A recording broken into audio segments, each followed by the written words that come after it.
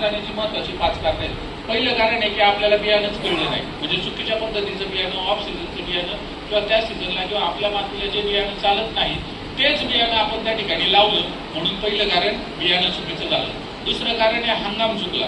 उदाहरणार्थ आता मध्ये मे महिन्यात पाऊस पडला, 15 दिवस पाऊस होता मे मध्ये, लोकांनी पेरणी केल्या. मे मध्ये पाऊस टिकणार होता का?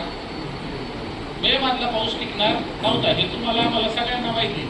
गेल्या 7, 8, 10 वर्षाचा अनुभव आहे आपल्याकडे का 7 जूनला सुद्धा पाऊस येत नाही.